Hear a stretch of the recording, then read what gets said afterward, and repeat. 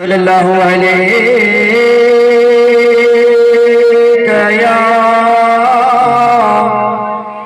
یا رسول اللہ وسلم علیک یا حبیب اللہ۔ پڑھیے بابا جو بلند ہے صلی اللہ علیہ یا رسول اللہ وسلم علیک یا حبیب اللہ۔ مشکاۃ شریف کی حدیث ہے، میرے آقا فرماتے ہیں المسلم من سلم المسلمون من لسانی و یدیہ۔ مسلمان حقیقت میں مسلمان ہوا ہے جس کے زبان سے اور اس کے بازوؤں کی طاقت سے دوسرے مسلمان محفوظ رہ سکے، یعنی مصیبتوں سے بچ سکے، آفات و بلیات سے محفوظ رہ سکے۔ اگر دل لگی کے ساتھ سنے تو میں چند لمحات کے لیے سناؤں، مشکل سے 10 منٹ میں اچھی باتیں میں آپ کے سامنے رکھوں گا۔ وقت نہیں ہے کہ میں کچھ شعر سناؤں یا کچھ اشعار سناؤں، مین مقصد ہمارا جو ہے اشعار اور شعر سنانے سے نہیں بلکہ حدیثیں سنانے سے پورا ہوگا۔ آئیے نبی کے بارگاہ میں پہنچتے ہیں۔ میرے آقا صلی اللہ علیہ وسلم کے بارگاہ میں ایک صحابی آئے، آنے کے بعد عریضہ پیش کرتے ہیں، یا رسول اللہ صلی اللہ علیہ وسلم، میں نے فلاں لکھت پہ ایک چھوٹی سی بچی کو میں نے پڑا ہوا روتے ہوئے دیکھا ہے۔ میرے آقا فرماتے ہیں کہ جاؤ اور اسے اٹھا کر کے میرے پاس لاؤ۔ صحابی جاتے ہیں، اس چھوٹی سی بچی کو اٹھا کر لے کر آتے ہیں۔ جب میرے آقا کے گود میں دیے، میرے آقا صلی اللہ علیہ وسلم انہیں گود میں لینے کے بعد سینے سے لگاتے ہیں، اور سینے سے لگانے کے بعد چہرے کو چومتے ہیں، پیشانی کو چومتے ہیں، اور چوم کر کے فرماتے ہیں، اے میرے صحابہ، ہے کوئی جو اس بچے کی پرورش کی ذمہ داری لے لے، ہے کوئی جو اس کی پرورش کی ذمہ داری لے لے۔ میرے عزیزان ملت اسلامیہ، حضرت ابو بکر آگے بڑھے، یا رسول اللہ مجھے دے دیا جائے۔ حضرت عمر آگے بڑھے، یا رسول اللہ صلی اللہ علیہ وسلم مجھے دے دیا جائے۔ حضرت عثمان غنی بڑھے، حضرت علی بڑھے، ایک بدیگر ایک صحابی کرام اٹھتے گئے، میرے آقا کے بارگاہ میں التجا کرتے ہیں، یا رسول اللہ صلی اللہ علیہ وسلم اس بچی کو مجھے دے دیا جائے تاکہ میں اس بچی کی پرورش کروں۔ میرے عزیزان ملت اسلامیہ، المختصر اگر میں کہوں تو ایک کونے سے ایک صحابی کی رونے کی آوازیں آئی۔ صحابی کرام مڑ کر کے دیکھنے لگے، آخر وہ ہے کون رونے والا؟ جب رونے والے کی طرف متوجہ ہوتے ہیں تو کیا نظر آتا ہے؟ ایک بوڑھے میاں صحابی ہے جو روتے ہوئے نظر آتے ہیں۔ میرے آقا صلی اللہ علیہ وسلم کے بارگاہ میں انہیں پیش کیا گیا۔ میرے آقا نے فرمایا، اے میرے صحابہ،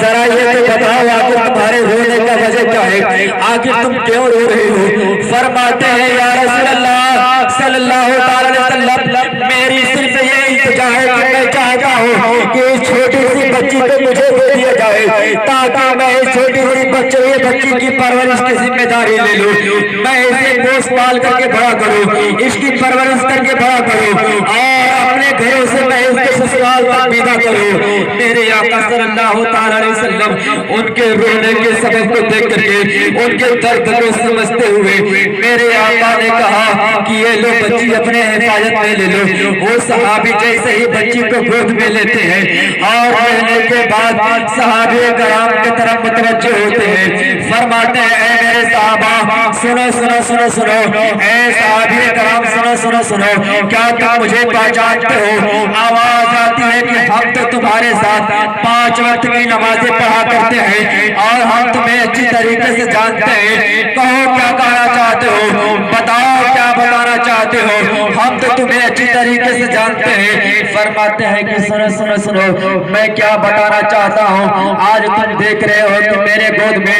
ایک یتیم بچی ہے، کسی دوسرے کی بچی کو میں لے کر کے گود میں کھلانے کی اور پرورش کرنے کی ذمہ داری لے رہا ہوں، اس کی حفاظت کی ذمہ داری لے رہا ہوں۔ سنو سنو سنو سنو، میں بتاتا ہوں میں کون ہوں، میں وہ ظالم باپ ہوں، اپنے انہی ہاتھوں سے اپنے 7 بچیوں کو زندہ زمین میں دفن کرتا ہوا نظر آیا۔ میں اپنی بچیوں کو جب زندہ زمین میں دفن کرتا، میرے دل کے اندر اپنی بچیوں کے لیے کبھی پیار نہیں آیا، کبھی اپنی بچیوں کے لیے آنسو ہمارے آنکھوں میں نہیں آئے، لیکن آج یہ میرے آقا صلی اللہ علیہ وسلم کی آنے کی برکت ہے، میرے آقا کی قدموں کی برکت ہے، میرے آقا کی محبت کی یہ برکت ہے کہ آج میرے دل کے اندر جو باپ اپنی 7 بچیوں کو زندہ زمین میں دفن کرنے سے گریز نہ کیا، آج دوسرے کی بچی کو گود میں لے کر کے پرورش کی ذمہ داری لے رہا ہے۔ سبحان اللہ سبحان اللہ، اللہ اکبر کبیرہ۔ یہ تھی شان میرے آقا صلی اللہ علیہ وسلم کی، جو بھی میرے آقا سے ملتا ان کا شہدائی بن جاتا، ان کا غلام بن جاتا۔ آئیے ایک اور حدیث میں آپ کے سامنے رکھتا ہوں۔ ایک صحابی اور آئے میرے آقا کے بارگاہ میں اور ساتھ میں ان کی بیوی بھی تشریف لاتی ہے، فرماتے ہیں یا رسول اللہ صلی اللہ علیہ وسلم، میرا بیٹا آج 3 دن سے غائب ہو چکا ہے اور میرے بیٹے کی کوئی پتہ نہیں ہے، یا رسول اللہ صلی اللہ علیہ وسلم دعا کے لیے ہاتھ اٹھا دے تاکہ میرا بیٹا مل جائے، میں اپنے بیٹے سے جدائی برداشت نہیں کر پا رہا ہوں، ماں کی ممتا بیٹے کے لیے مچل رہی ہے، اے میرے آقا آپ دعا کے لیے ہاتھ اٹھا دے۔ میرے آقا صلی اللہ علیہ وسلم ابھی دعا کے لیے ہاتھ اٹھانے ہی والے تھے، ایک صحابی ایک کونے سے کھڑے ہوئے عریضہ پیش کرتے ہیں، یا رسول اللہ صلی اللہ علیہ وسلم، میں نے اس کے بچے کو فلاں باغ میں کھیلتا ہوا دیکھا ہے۔ میرے آقا کے بارگاہ میں جیسے ہی عریضہ پیش ہوتا ہے، باپ نے سنا میرا بیٹا فلاں باغ میں کھیل رہا ہے، باپ دوڑ لگا دیا، ماں نے سنی میرا بیٹا فلاں باغ میں ہے، ماں دوڑ لگا دیتی ہے، الغرض کے دونوں دوڑ لگا کر کے باغ کی طرف جانے لگے۔ میرے آقا نے فرمایا ان دونوں کو بلایا جائے اور بلا کر کے میرے پاس لایا جائے، حاضر کیے گئے۔ میرے آقا نے فرمایا میاں بیٹے سے ملنے کی بہت تیزی ہے، بیٹے سے ملنے کی بہت جلدی ہے تمہیں۔ فرماتے ہیں یا رسول اللہ صلی اللہ علیہ وسلم، آپ تو جانتے ہیں کہ باپ کے دل کے اندر بیٹے کے لیے کس قدر محبت ہوا کرتی ہے، ماں کی ممتا بیٹے کے لیے کس طرح مچلتی ہے، ہم اپنے بیٹے سے جدائی برداشت نہیں کرتے، اس لیے دوڑ لگا دیے۔ میرے آقا نے فرمایا جا رہے ہو تو جاؤ، میں تمہیں روکتا نہیں ہوں، لیکن ایک چیز میں تمہارے ذہن میں ڈال دینا چاہتا ہوں، جب تم اپنے بچے کو باغ میں کھیلتا ہوا دیکھو تو اپنے بیٹے کو بیٹا کہا کر کے مت بلانا، اپنے بیٹے کو بیٹا کہا کر کے مت بلانا، بلکہ جو اس کا نام ہو اس کا نام رکھ کر کے بلانا۔ جب تیرا بیٹا تیرے پاس آ جائے نا تو پھر اپنے بیٹے کو اپنے سینے سے مت لگانا، اسے گود میں مت اٹھانا، بلکہ گھر لے جا کر کے اسے جتنا پیار دینا ہوگا دینا۔ آئیے میرے آقا کے اس سیرت سے قربان ہوتے ہیں۔ میرے آقا کے بارگاہ میں صحابیوں نے عریضہ پیش کیا، یا رسول اللہ صلی اللہ علیہ وسلم، آخر وہ تو اس کا ہی بیٹا ہے، وہ اپنے بیٹے کو بیٹا کہا کر کے کیوں نہ پکارے، جب اس کا بیٹا اس کے پاس آ جائے، یا رسول اللہ صلی اللہ علیہ وسلم، یہ اپنے بیٹے کو اپنے سینے سے کہنا لگائے۔ میرے آقا نے فرمایا تھا میں اس نظریہ سے کہہ رہا ہوں کہ اگر یہ اپنے بیٹے کو بیٹا کہا کر کے پکارے گا، شاید ان بچے کھیلنے والے بچوں میں کوئی یتیم بچہ کھیل رہا ہو، جس کے سر سے اس کے باپ کا سایہ اٹھ گیا ہو، جس کے سر سے ماں کا سایہ اٹھ گیا ہو، اگر وہ بچہ یتیم بچہ اس باغ میں اس کے بچے کے ساتھ کھیل رہا ہوگا، یہ اپنے بیٹے سے 3 دن سے بے بچھڑا ہوا ہے، اس کے زبان میں وہ تنتراہٹ، وہ لہر، وہ مٹھاس ہے، اگر अपने बेटे को बेटा कह करके बुलाएगा तो उस यतीम बच्चे का दिल टूट जाएगा, और उसके दिल में जब टूटेगा उसका दिल तो सोचेगा काश की मेरी भी माँ होती तो मुझे बेटा कह करके बुलाती, काश की मेरा भी बाप होता मुझे बेटा कह करके बुलाता, मुझे भी सीने से लगाया जाता, मुझे भी खेत में उठाया जाता। बताओ है मेरे साहबा, उस यतीम बच्चे के टूटे हुए दिलों का पदावा किसके पास होगा? बताओ तो सही, उसके टूटे हुए दिलों का दर्द का दवा किसके पास होगा? मेरे अज़ीज़ान मिल्लत इस्लामिया, वक्त हो जाए तो जरा इशारा कर दीजिएगा। मैं ज्यादा वक्त लेना नहीं चाहता क्योंकि मैंने अभी गढ़िया चिंतामणि में मैं 7:45 बजे से शुरुआत किया, 8:45 बज गया, मैं बोलता रहा, सिर्फ 10 मिनट के लिए मैं खड़ा हुआ था, लोग बैठने न दिए इसलिए फिर मैं यहाँ आने में देरी कर दिया और आप बेताखिर से मुझे समाज कर रहे हैं। 2 चीजें और मैं देता हूँ, अगर वक्त हो जाए तो फिर इजाजत दे दीजिएगा, मैं बैठ जाऊंगा। मेरे आका सल्लल्लाहु अलैहि वसल्लम जब इस्लाम लेकर के आए इस जमीन पर, वो दौर इतना पुरतकर दौर था। एक यहूदी जब ईमान लाया, मेरे आका के बारगाह में पहुंचा, मेरे आका ने फरमाया कि ईमान लाने के बाद तुम्हारी जिंदगी कैसी गुजर रही है? फरमाते हैं, ए मेरे आका, मेरी जिंदगी तो दो पहलू पे बिखर रही है, और 2 तो ऐसे पहलू है जिन पे मेरी जिंदगी चल रही है, न चैन है मेरे आका, न मुझे सुकून है। फरमाते हैं कि बताओ तो सही, आखिर तुम्हें चैन क्यों नहीं है, सुकून क्यों नहीं है? फरमाते हैं, या रसूल अल्लाह, मेरी जिंदगी में 2 चीजें ऐसी है जब वो आती है मुझे, पहला एक चीज ऐसी है जब याद आती है तो मेरी हंसी नहीं रुकती, दूसरी चीज ऐसी है जब याद आती है तो मेरे आंसू नहीं थमते। फरमाते हैं, बताओ तो सही आते हो तुम्हारे कौन सी 2 चीजें हैं? फरमाते हैं, या रसूल अल्लाह, मैं सफर पे था और जब सफर के लिए निकला, सादो सामान को मैं इकट्ठा किया, इकट्ठा करने के बाद जब मैं लेकर के निकलने लगा, दिल में ख्याल पैदा हुआ कि अपने पत्थर के माबूद को ले लो, और लेने के बाद साथ में लेकर के चलो, रास्ते में सफर भी होता रहेगा, अपने माबूद की इबादत भी मैं करता रहूंगा। पत्थर के माबूद को गठरी में रख लिया, जैसे ही गठरी को ऊपर उठाया, इतनी बोझल थी कि चला जा नहीं रहा था, मैंने अपने पत्थर के माबूद को निकाल के बाहर रख दिया। फिर मैं घर के अंदर गया और सत्तू उठाया, सत्तू को लाया पानी में, उसे गोद करके उसे साफ करके मैंने एक अपना माबूद बनाया, एक मूर्ति तैयार किया, और फिर उसे अपने सारे सामान के साथ ले लिया, लेकर के चलता रहा, सफर भी होता रहा, और मेरे परवरदिगार मेरे माबूद की इबादत भी होती रही। मैं अचानक जब सफर करते हुए सफर का वक्त कुछ और ज्यादा बढ़ गया, और जो ज्यादा सामान थे, खाने वाले सामान खत्म हो गए,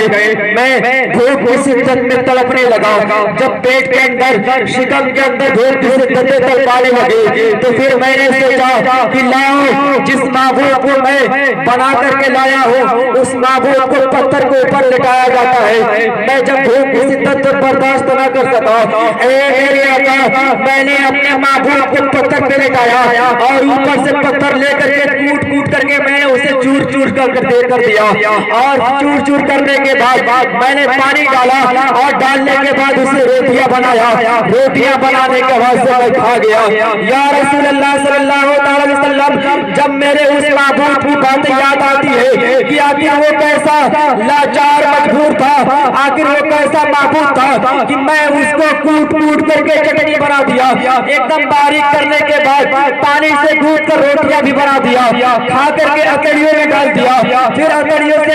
एक कूड़े करकट का ढेर पे ले जाकर के गिरा दिया। आखिर वो माबूद कैसा था? जब मैं उसे कूट रहा था, जब मैं उसे चूर कर रहा था, उसने एक मर्तबा भी नहीं कहा कि तुम मुझे क्यों कर रहे थे, ऐसा क्यों मेरा हश्र कर रहे हो, तुम तो मेरे सामने अपने माथा टेकते थे, अपने सर को झुकाते थे, तुम तो मुझे अपना माबूद मानते थे। मुझे उस माबूद की जब याद आती है तो हंसी नहीं रुकती। आखिर वो कैसा माबूद था कि जिसको अपनी ही सलाहियत थी, अपनी ही बचाव की सलाहियत नहीं थी, अपने बचाव के लिए उसने इल्तिजा भी ना, फरियाद भी ना कर सका। ए मेरे आका, जब ये बातें याद आती है तो मेरी हंसी नहीं रुकती। और दूसरी बात है मेरे आका, जो मुझे चैन से जीने नहीं देती, वो ये है कि मैं सफर पे निकला तो मेरी बीवी بیوی حمل سے تھی اور جب میں سفر سے واپس آیا کچھ عرصہ گزر گیا تھا، میں گھر واپس آیا تو کیا دیکھا، گھر کے اندر ایک چھوٹی سی بچی کھیلتی ہوئی نظر آ رہی تھی۔ میں نے بیوی سے پوچھا، اے میری بیوی ذرا بتاؤ تو صحیح آخر یہ بچی کس کی ہے، کیا کسی پڑوسن کی بچی کو لے کر آئی ہو؟ کہتے ہیں کہ نہیں یہ تو اپنی ہی بچی ہے، آپ جب سفر پہ گئے میرے شکم میں یہ پل رہی تھی، یہ وہی بچی ہے۔ اس نے دیکھا کہ میرے گھر کے اندر بچی، آخر یہ کیسا ماجرا ہے، اس کا جلال ایک دم جلال میں آ گیا، غصہ ایک دم جلال میں آیا۔ وہ جلال میں آنے کے بعد سے کہا کہ اے میری بیوی تو نے گھروں کے اندر ایک سانپ کو جنم دیا ہے، میں اسے مار ڈالوں گا۔ تم عرب کی سرزمین کی محاورے کو نہیں سمجھتے، کیا قانون کو نہیں جانتے کہ بیٹیوں کو زندہ زمین میں دفن کر دیا جاتا ہے؟ بیٹی کو دفن کرنے کا وقت تلاش رہا تھا، وقت آیا ایک ایسا کہ اس نے اپنی بیٹی کو اٹھایا اور ساتھ میں لینے کے بعد چٹیل میدان میں چلا گیا۔ پہاڑیوں کے کنارے جب پہنچا اور جب پہاڑیوں کے کنارے پہنچا گڈھوں کو کھودنے لگا کہ اب گڈھا کھودا جائے، پھر اس کے اندر بچی کو ڈالیں گے۔ جب گڈھا کھودتا ہے کہتا ہے کہ اے میرے آقا صلی اللہ علیہ وسلم، جس وقت میں گڈھا کھود رہا تھا میرے ماتھے سے پسینے ٹپک رہے تھے، میری بیٹی کھڑی ہو کر دیکھ رہی تھی کہ میرے پاپا کے ماتھے سے پسینے ٹپک رہے ہیں، آگے بڑھ کر کے اپنے دوپٹے کی اپنے آنچل سے میرا پسینہ پوچھتی اور کہتی ہے میرے بابا آپ کی مصیبتیں مجھ سے دیکھی نہیں جا رہی ہے، اے میرے بابا آپ اتنا پریشان کیوں ہو رہے ہیں، آپ آرام کیجئے، آپ کے لیے گڈھا میں کھود دیتی ہوں۔ میری بیٹی گڈھے کھودنے میں میری مدد کرتی، اے میرے آقا اسے کیا خبر تھی کہ میں اس کو دفن کرنے کے لیے گڈھا کھود رہا ہوں، اے میرے آقا وہ میری بیٹی میرے ساتھ گڈھا کھودنے میں میری مدد کرتی رہے، اور جب گڈھا تیار ہو گیا تو پھر میں نے پیچھے سے دھکا لگایا اور میری بیٹی گڈھے کے اندر جب گر گئی اور میں اوپر سے جب مٹیاں اٹھیلنے لگا تو اے میرے آقا وہ میری بیٹی چیخ چیخ کر کے سوال کرتی کہ اے میرے بابا ذرا بتاؤ تو صحیح، آخر میں آیا کہ بگاڑ کے رکھے ہو، آخر میری نوز سے پتا ہے، آخر میری نوز کی غلطیاں ہے میرے بابا کہ آپ مجھے زندہ زمین میں دفن کر رہے ہیں، میری غلطی سے بتا دے میرے بابا۔ اے میرے آقا میں اس بچی کی اپنی بچی کی کوئی آواز نہ سنا اور میں اپنے بچی کو اوپر جو ماٹیاں اٹھیلنا شروع کر دیا، دفن کر کے چلا آیا۔ آج اسلام لانے کے بعد، ایمان والا ہونے کے بعد اے میرے آقا میری بیٹی کی وہ چیزیں مجھے جینے نہیں دیتی ہے، جب میں سونے کے لیے بستر پہ آرام کرنے کے لیے جاتا ہوں جیسے ہی یاد آتی ہے میری بیٹی کی چیزیں میری نیند اڑا دیتی ہے، میری نیندیں حرام ہو جاتی ہے، صرف ایک ہی سوال کرتی ہے میرے بابا ذرا بتا دو تو صحیح آخر میری کون سی غلطی تھی کہ آپ نے مجھے زندہ زمین میں دفن کر دیا؟ اے میرے آقا آپ دعا کے لیے ہاتھ اٹھا دے،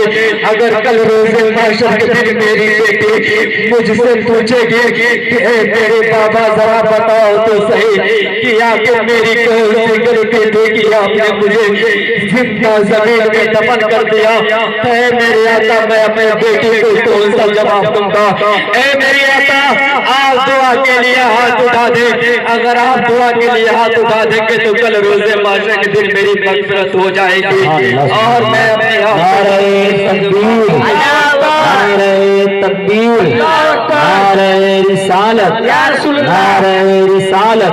نعرہ تکبیر، یہ تھی شان میرے آقا صلی اللہ علیہ وسلم کی۔ اسلام جب آیا اس دنیا میں اور جب اس دنیا میں آیا تو ہر کسی کو امن و امان ملتا ہوا نظر آیا۔ آخری بات میں بتا رہا ہوں، ایک صحابی ایک چھوٹا سا بچہ یتیم بچہ اپنے ماں کے ساتھ رہا کرتا تھا، ماں آگے آگے چل رہی تھی، بیٹا پیچھے پیچھے چل رہا تھا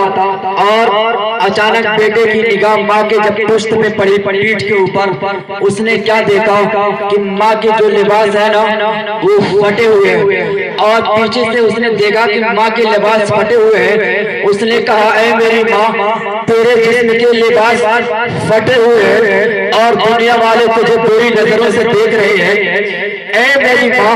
اگر تو مجھے اجازت دینا تو میں اپنے مالدار چچا کے پاس جاؤں اور جا کر کے تیرے لیے لباس مانگ کر کے نہ لاؤں. تیرے اوپر دنیا والے بری نگاہیں ڈال رہے ہیں, تیرا لباس پھٹا ہوا ہے. کہتی ہے کہ بیٹا تم جاؤ گے وہاں تو وہاں کچھ ملنے والا نہیں ہے. تمہارا چچا بہت بڑا ظالم آدمی ہے, بہت بڑا کنجوس آدمی ہے, کچھ دینے والا نہیں ہے. لیکن بیٹے نے جب اصرار کیا ماں اجازت دے دیتی ہے, کہے کہ بیٹا جا رہے ہو تو جاؤ, میں تو کہہ رہی ہوں کہ وہاں سے کچھ ملنے والا نہیں ہے. بیٹا پہنچا چچا کی بارگاہ میں, کہا چچا میری ماں کے جسم کے اوپر جو لباس ہے نا وہ پھٹے ہوئے ہیں اور اس پھٹے ہوئے جسم سے پھٹے ہوئے لباس سے میری ماں کے جسم ظاہر ہو رہے ہیں. اے میرے چچا ایک لباس دے دو تاکہ میری ماں کا جسم بھی ڈھک سکے. باپ چچا نے بھتیجے کو دھتکار کر کے باہر کر دیا اور جب دھتکار کر کے الٹی سیدھی باتیں سنا کر کے جب باہر کیا, بیٹا روتے ہوئے جب ماں کے طرف چل پڑا. پتا کیا چلتا ہے, راستے میں ایک صحابی ملے, کہتا ہے کہ بیٹا ذرا بتاؤ تو صحیح آخر تم رو کیوں رہے ہو. کہا کہ میرے ماں کے جسم کے اوپر لباس پھٹے ہوئے تھے, میں نے دیکھا مجھے برداشت نہ ہوا, چچا سے لباس لینے کے لیے گیا تھا لیکن میرے چچا نے مجھے دھتکار کر کے باہر کر دیا, اس لیے میں روتا ہوا جا رہا ہوں. اس صحابی نے کہا تھا اے بیٹا اگر میں ایک پتہ تجھے بتا دوں اور تو اس پتے پہ چلا جا تو تو کبھی خالی ہاتھ واپس نہیں آئے گا, کیونکہ وہ در ایسا در ہے وہاں سے آج تک کوئی خالی واپس نہیں آیا ہے. کہا کہ بتاؤ پھر وہ پتہ مجھے بتا دو. کہتے ہیں صحابی کہ اے میرے بیٹے تم چلے جاؤ محمد عربی کے بارگاہ میں, تم محمد صلی اللہ علیہ وسلم کے بارگاہ میں چلے جاؤ گے, کبھی خالی ہاتھ نہیں آؤ گے. بیٹا ماں کے پاس پہنچا, پہنچنے کے بعد سے کہا کہ اے میری ماں پتہ بتانے والوں نے بتایا ہے کہ محمد کے پاس چلے جاؤ, وہاں سے خالی ہاتھ واپس نہیں آؤ گے. اے میری ماں بتاؤ تو صحیح میں کیا کروں. ماں نے کہی کہ محمد کے پاس ہرگز مت جانا, کیونکہ آج تک جو بھی محمد کے پاس گیا ہے وہ محمد کا دیوانہ بن گیا ہے. محمد تو نیا دین لے کر کے آیا ہے, نیا دھرم لے کر کے آیا ہے, لوگوں کو کلمہ پڑھا دیتا ہے, جو بھی اس کے چہرے کو دیکھتا ہے اس کا غلام بن جاتا ہے. بیٹا مت جانا اس کے پاس. بیٹے نے وعدہ کیا ماں میں وعدہ کرتا ہوں کہ میں محمد کا کلمہ کبھی نہیں پڑھوں گا اور وہاں جاؤں گا تیرے لیے لباس بھی لے کر کے آؤں گا, کلمہ کبھی نہیں پڑھوں گا. ماں اجازت دے دی. بیٹا نبی کے بارگاہ میں پہنچا اور پہنچنے کے بعد کہا کہ اے محمد جسے دنیا تمہیں محمد سے کہا ہے, محمد کے نام سے جانتی اور پہچانتی ہے. اے محمد سنا ہے کہ تم میرا دین لے کر کے آئے ہو, لیکن یاد رکھو میں تمہارا دین قبول نہیں کروں گا. تم کلمہ پڑھاتے ہو دیکھو, میں تمہارا کلمہ قبول نہیں کروں گا, میں تمہارا دھرم قبول کرنے کے لیے نہیں آیا ہوں. میرے آقا نے فرمایا اے بیٹے میں کہتا ہوں کہ ہاں تو میرا کلمہ مت پڑھنا, لیکن یہ تو بتا کہ تم میرے پاس آیا کس لیے ہے. کہا کہ میرے ماں کے جسم کے اوپر لباس ہے اور وہ پھٹے ہوئے ہیں, میں چاہتا ہوں کہ مجھے لباس دے دیا جائے تاکہ میرے ماں کی جسم ڈھک سکے, میں اپنی ماں کو پردے میں رکھ سکوں. میرے آقا نے اسے سینے سے لگایا اور پھر اس کے بعد سے اسے کپڑے بھی عنایت کیے اور جادو سامان بھی دیے. کہے کہ یہ تحفے لے کر کے جاؤ. میرے عزیزان ملت اسلامیہ, بیٹے نے لے کر کے جیسے ہی ماں کے پاس پہنچا کہا کہ اے میری ماں میں دیکھ وعدے پر ایک دم اٹل رہا, میں نے پہلے ہی جا کر کے محمد سے کہہ دیا کہ اے محمد میں تمہارا کلمہ نہیں پڑھوں گا, میں تمہارا دھرم قبول نہیں کروں گا. میں نے دھرم قبول نہیں کیا, میں نے کلمہ نہیں پڑھا. اے میری ماں میں وعدے کے ساتھ گیا تھا, وعدے کے ساتھ واپس آ گیا ہوں. میرے عزیزان ملت اسلامیہ, ماں کہتی ہے بیٹا اس محمد کا پتہ مجھے بھی بتائے گا, کیا تو مجھے اس محمد کے پاس لے کر کے چلے گا. بیٹے نے کہا کہ اے میری ماں کیا تجھے یقین نہیں ہے میری باتوں پر, میں سچ کہہ رہا ہوں کہ میں محمد کا کلمہ نہیں قبول کیا, میں محمد کا کلمہ نہیں پڑھا ہوں. ماں نے کہی کہ بیٹا میں اس بات کو نہیں دہرانا چاہتی, میں تو اس لیے پوچھ رہی ہوں کہ محمد मोहम्मद का पता बता दो, मुझे भी मोहम्मद के पास लेकर के चलो, क्योंकि मैं तो मोहम्मद का गुलाम बनना चाहती हूँ, मैं तो मोहम्मद की नौकरानी बनना चाहती हूँ, मैं तो मोहम्मद के धर्म को कबूल करना चाहती हूँ। ये थी शान मेरे आका सल्लल्लाहु अलैहि वसल्लम की। बोलने में, कहने में, सुनाने में अगर कोई खता हुई हो, कोई गलतियां हुई हो तो अल्लाह तबारक व तआला की बारगाह में मैं तौबा करता हूँ। अस्तगफिरुल्लाह रब्बी मिन कुल्ली ज़ंबि व अतूबु इलैह। वक्त